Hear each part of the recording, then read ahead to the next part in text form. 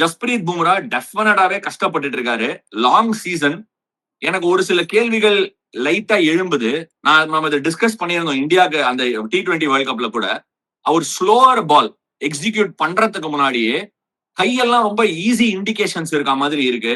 Arm speed கொஞ்சம் slow ஆன மாதிரி இருக்கு. Maybe it is fatigue. But பும்ராவை மட்டுமே நான் காரணமா இதுல சொல்ல மாட்டேன். 10 ரன்னு கீழே ஒரு ஓவர் கொடுக்கறதுக்கு அவ்வளவு கஷ்டப்படுறாங்க. சாதாரணமா இல்ல. 10 ரன்னு கீழே ஒரு ஓவர் போடுறதுக்கு கஷ்டப்படுறாங்க.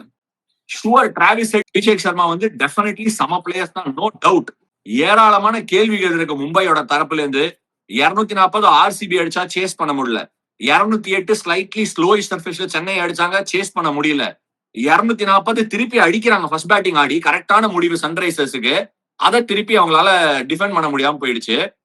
சோ என்ன பொறுத்த வரைக்கும் இது ரொம்ப ஒரு கடினமான ஒரு காலகட்டம் மும்பை இந்தியன்ஸ்க்கு. அவங்களால இந்த கேம்ல என்ன காம்பினேஷன் ஆடுவாங்கன்னு என்னால சொல்ல முடியல. சோ கொஞ்சம் பொறுத்து இருந்து தான் பார்க்கணும் அவங்க என்ன பண்ண போறாங்கன்னு. சென்னை டெஃபினெட்லி இந்த கேம் வில் ஸ்டார்ட் ஃபேவரட். ஸ்பீடாக் சொன்ன மாதிரி